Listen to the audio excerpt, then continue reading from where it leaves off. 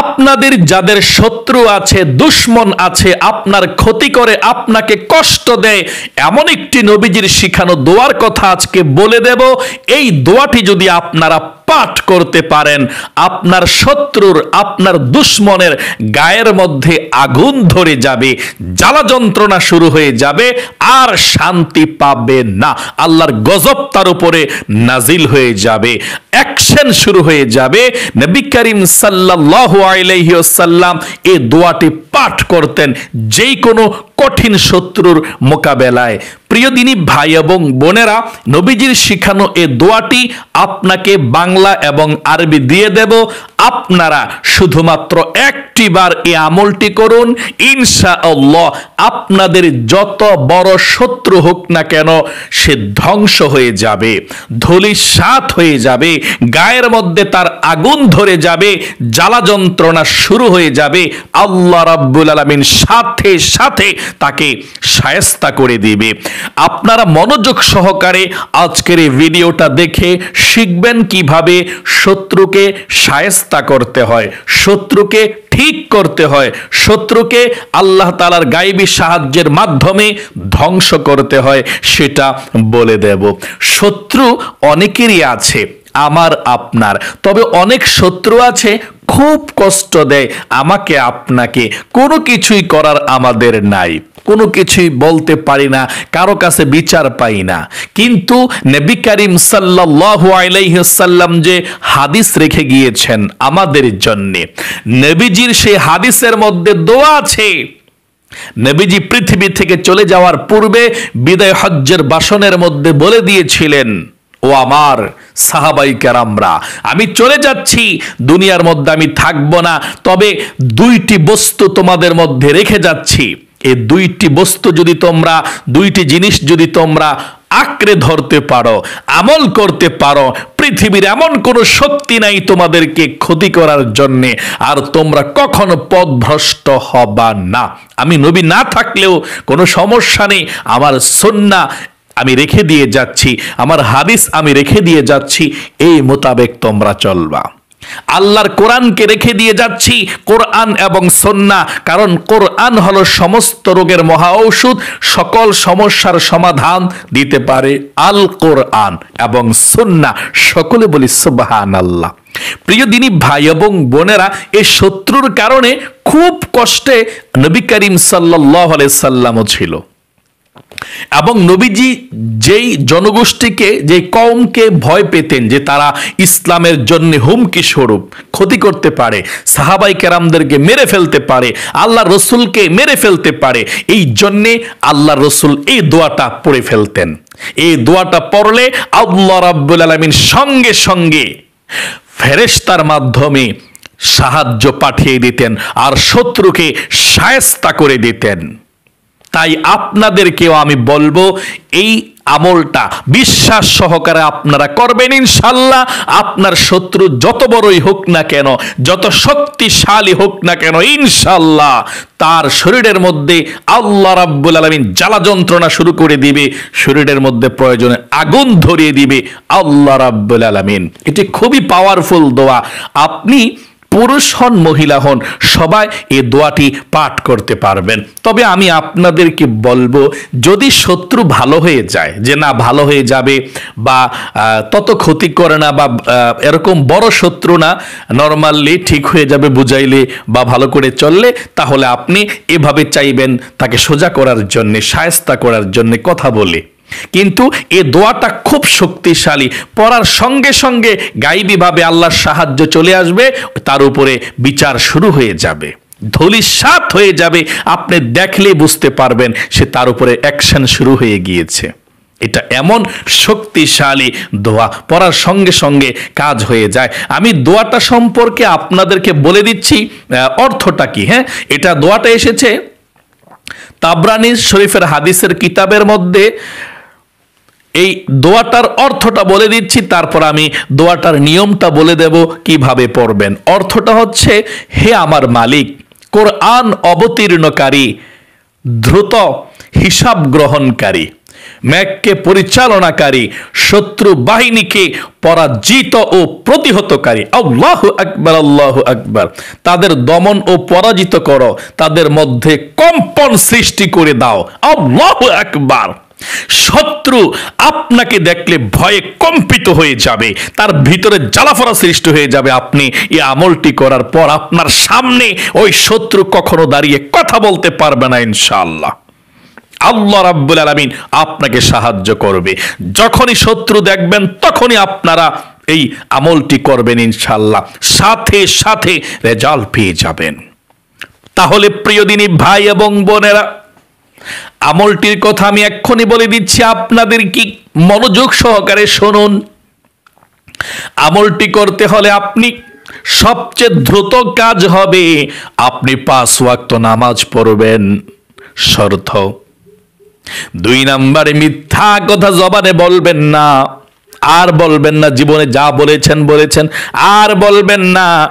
হারাম খাবেন না, জীবনে যা খেয়েছেন আল্লাহর কাছে ক্ষমা চাইবেন। মানুষের হক নষ্ট করলে ফেরত দিবেন, কিন্তু আপনি এই জবান দিয়ে কখনো হারাম খাবেন না এবং নামাজ পড়বেন। তাহলে আপনার আমলটা দ্রুত কবুল হয়ে যায়। আপনারা অনেকেই আছেন নামাজ পড়েন না, আমল করে হুজুর আমি তো উপকার পেলাম না। 5 ওয়াক্ত নামাজ না পড়লে আল্লাহ রাব্বুল আলামিন সে আমলটাকে দ্রুত কবুল করে না। এই জন্যে নামাজকে অবহেলা করবেন না, 5 ওয়াক্ত নামাজ পড়বেন, মিথ্যা কথা বলবেন না। আমি সুন্দর করে নিয়মটা বলে দিচ্ছি, আপনারা এই নিয়মে আমলটি করুন, ইনশাআল্লাহ আপনার শত্রুর শরীরের মধ্যে আগুন ধরে যাবে।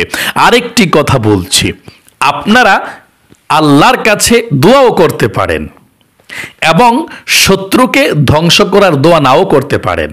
নবীজি বলেছেন, যে ব্যক্তি মানুষকে ক্ষমা করে দেয় তাকে আল্লাহ ক্ষমা করে দেয়। আপনি যদি একটা মানুষের হেদায়েতের দোয়া করেন তাহলে আল্লাহ তাও খুশি হয়ে যায়। আপনি অবশ্যই দোয়াটা পড়বেন, তবে যদি আপনি কাউকে ক্ষমা করার যোগ্য হয় যে না ঠিক হয়ে যাবে, তাহলে আপনি আল্লাহর কাছে দোয়া করবেন তার হেদায়েতের জন্যে। কারণ নবী করিম সাল্লাল্লাহু আলাইহি সাল্লাম সাধারণত কারোর জন্য গজবের দোয়া করে না।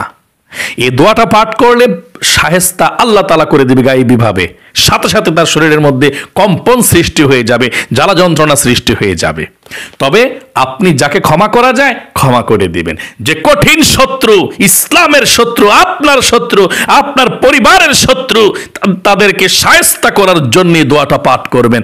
আমলটা বলে দিচ্ছে ইনশাআল্লাহ, তাদের ব্যাপারে কোনো ছাড় নেই। যারা আপনাকে জ্বালা যন্ত্রণা দিয়ে শেষ করে দিচ্ছে, আপনার আরামের ঘুমকে হারাম করে দিচ্ছে। আপনারা কিভাবে আমলটি করবেন? রাত অথবা দিন যেই কোনো সময় আপনি আমলটি করতে পারেন। স্ক্যানের মধ্যে আরবি এবং বাংলা দোয়াটা লিখে দেব, সুন্দর করে করে আপনি দোয়াটি পাঠ করবেন। কিভাবে? আপনি যখন শত্রুকে দেখবেন, শত্রু যখন আপনার চেহারার সামনে পড়বে, আপনি শত্রুর চেহারাটার দিকে তাকিয়ে তারপরে আপনি মোবাইল স্ক্রিনের দিকে বা খাতার মধ্যে লিখে আপনি দোয়াটা দেখে দেখে পাঠ করবেন। শত্রুকে দেখেছেন আপনার সামনে পড়েছে চেহারাটা, তারপরে আপনি মনে মনে চিন্তা করবেন, আল্লাহ সে আমাকে অনেক কষ্ট দিয়েছে, তাকে তুমি শায়েস্তা করো, কঠিন শাস্তি দাও।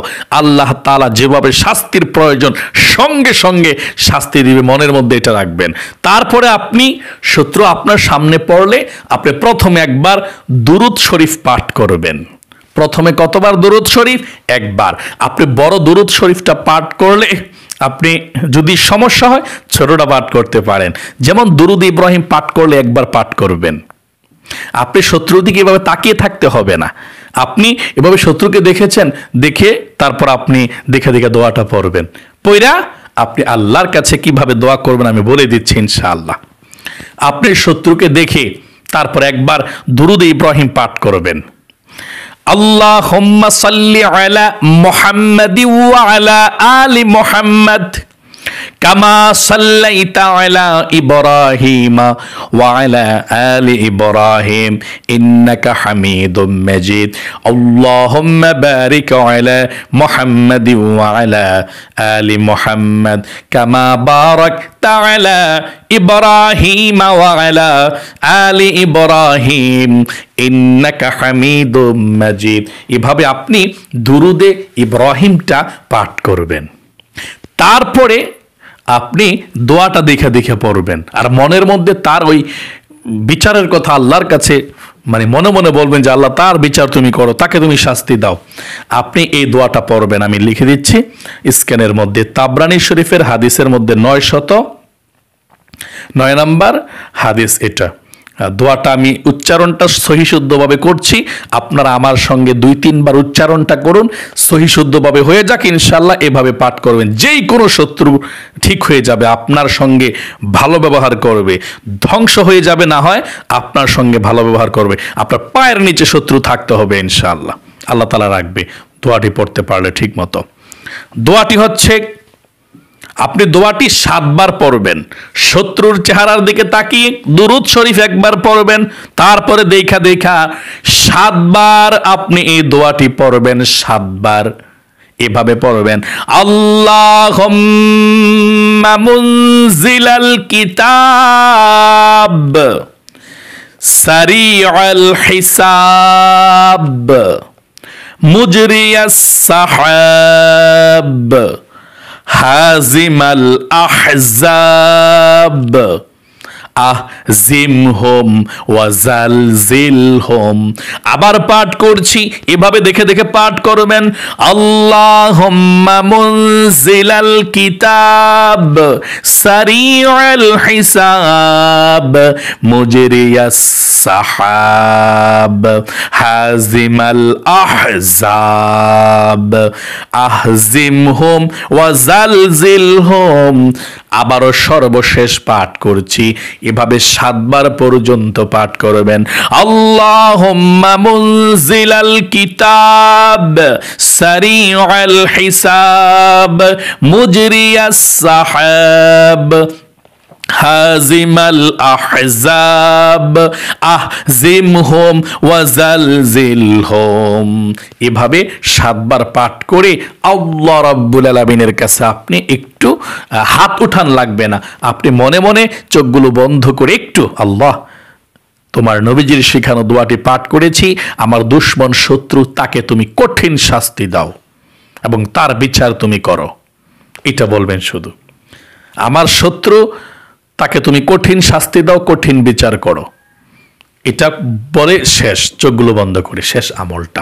তাহলে প্রিয় দিনী ভাই এবং বোনেরা, আশা করি শিখতে পেরেছেন এবং বুঝতে পেরেছেন, এবং কিতাবের মধ্যে এসেছে এই আমলটি যদি আপনি করেন, এতে শত্রুর হাত থেকে সম্পূর্ণরূপে মুক্তি লাভ করবেন ইনশাআল্লাহ।